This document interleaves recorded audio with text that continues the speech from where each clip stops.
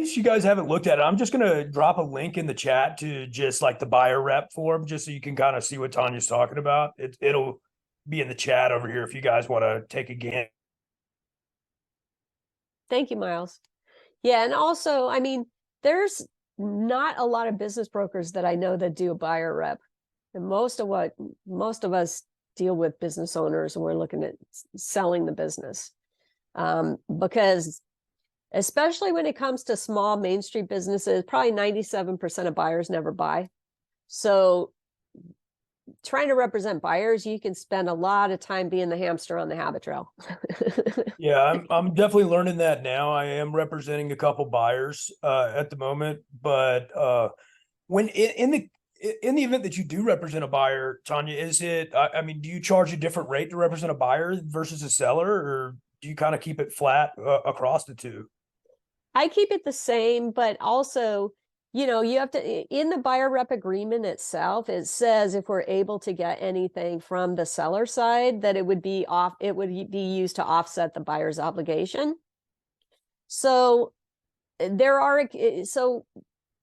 what the situation is that when you're dealing in business brokerage, there's not a lot of fee sharing unless you're in Florida, but the rest of the country, and I'm here in California. And so, there are some brokers that I know from CAB. I know them very well. They're on the board of directors with me or whatever. And so if I see something and a buyer comes to me, they want me to represent them on something that's already listed, and I choose to do that, then yeah, I can probably collect something from the other side because I have a relationship with that person. They know I'm going to do my job. But by and large, a lot of probably 85–90% of the brokers in California are not going to share fees. They're just not. So if you don't have a buyer rep agreement where the buyer is agreeing to pay your fee, you're not going to get paid. You're spinning your wheels and doing a lot of work with no ability to ever be compensated. So for that reason, I always recommend, if you are going to do buyer representation, get an agreement. If a buyer comes to you and says, hey, I want you to find me an auto repair shop or auto body shop on 4 acres of land and this and that and the other thing. And it's like, okay, great.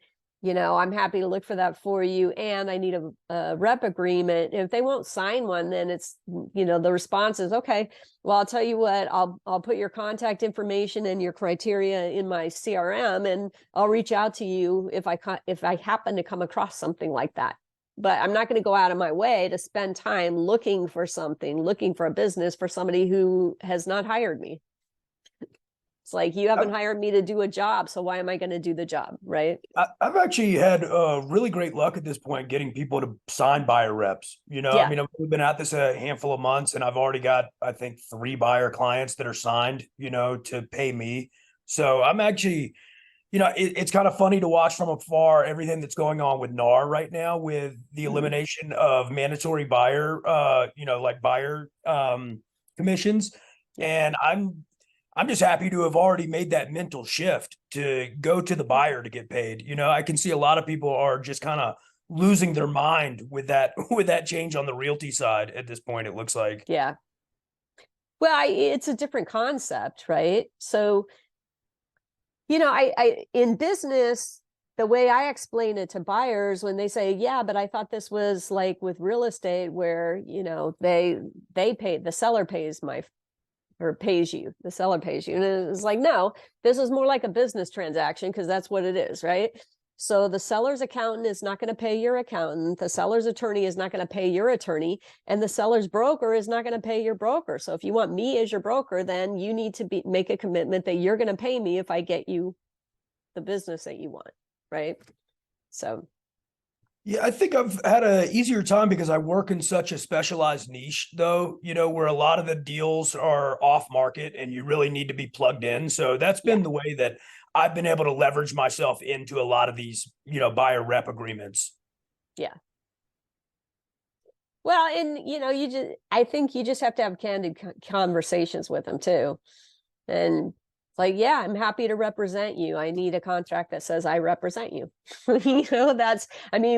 Otherwise, I don't have the legal authority to represent you, right? Without a signed paper, I don't have the legal authority to represent you. So it's pretty simple explanation, but if you're used to doing it, the realty, like, you know, residential real estate has been for years and years and years, right? Then having to change it's a big deal. It's a big mind shift. So, but they'll get through it, right? They'll get through it.